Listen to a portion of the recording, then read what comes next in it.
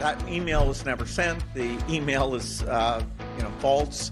So I don't know what his thinking was there. It just reminds me, every minute I spent with him, I regret and I, apologize that I did that.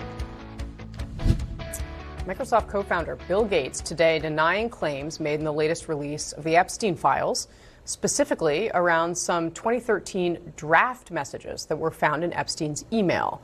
It's not clear who wrote them, but they mention feelings of betrayal toward Bill Gates, business deals, and a suggestion of problems in Gates' marriage to his then-wife, Melinda. There's also a mention of Gates having concerns about a sexually transmitted disease. Gates has never been accused of wrongdoing related to Epstein. And in more of that interview today that you just heard, Gates says he hoped Epstein could help solicit donations for his global health philanthropy, and adds that he was, quote, foolish to spend time with him, end quote.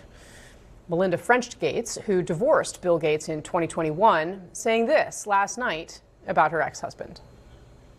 No girl should ever be put in the situation that they were put in by Epstein and whatever was going on with all of the various people around him. For me, it's personally hard whenever those details come up, right? Because brings back memories of some very, very painful times in my marriage, but I have moved on from that. Whatever questions remain there of what I can't even begin to know all of it, those questions are for those people and for even my ex-husband. They need to answer to those things, not me.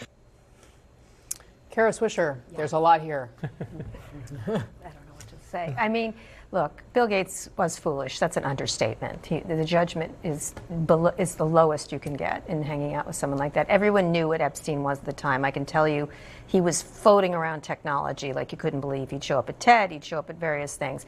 But everyone did know who he was. They just dismissed it during that time period. In the case of Melinda Gates, I don't know why she has to put up with this for so long and have to answer this question. They have kids together. She has had to endure a lot of terrible things, and she continually gets asked about it, and I get it, and she did answer pretty well, but it is a question for Bill Gates, and she had a lot of grace. She had a lot of grace, but here was, this led to the end of her marriage, 100%, this kind of behavior. And so who knows what happens? And again, Epstein was such an oily figure. Who knows what was true or not, what this guy said? He was a gossip and everything else. And so sort of a heinous gossip in that regard. But it's a bad look, and by the way, it's a bad look for all of technology. They're all in there. They all either went to the island, or they hung out with them, or they did these. They used to do all these think conferences that they all got together and stuff. It was all bad. Kara, why did they do it?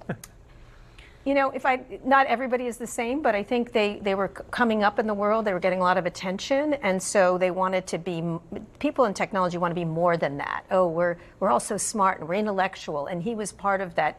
Of funding all those people, and so I don't know.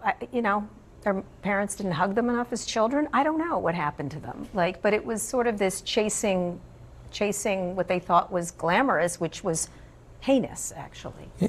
Some of the stuff, so the Bill Gates stuff, laughable. He's trying to raise money. I think it's a joke. The big thing that this document dump raises me, there's a lot of these side stories, but the underlying issue that I'll pound on this till the end of the day, our colleague Ellie Honig brought it up the other day, is that what is missing here is the deliberative documents that are required to be turned over from the Department of Justice, internal deliberative memos that Alex Acosta and his colleagues had on the non-prosecution of Jeffrey Epstein. The sweetheart deal. The sweetheart deal. There are names redacted, co-conspirators. Ms. Maxwell is one of them, presumably, and then there are, I think, 2 or 3 others that are still redacted. And those memos, which are required under this law to be turned over, have not been turned over yet. And so, to me, that's the $64,000 question. Not whether Bill Gates, who went there, I could care less. Why was this man let off the hook by the Department of Justice, by career prosecutors, by Alex Acosta? Why aren't we having these people come to the Hill? That's if we find out that's the answer. There's levels of people here. The people who are criminally liable, who did terrible things. Then there's a group of people that had incredibly bad judgment, and that goes up and down, worse, medium, just stupid. you still can focus on those people. Because, I'm not But dismissing that. the I'm just saying- criminals are the ones we should get. Speaking of getting I'm just saying that the real issue behind all these documents in this dump, we can look at more people and who's there, who's not in, who should be ashamed. If we want to understand what's going on and why was Jeffrey Epstein let off the hook?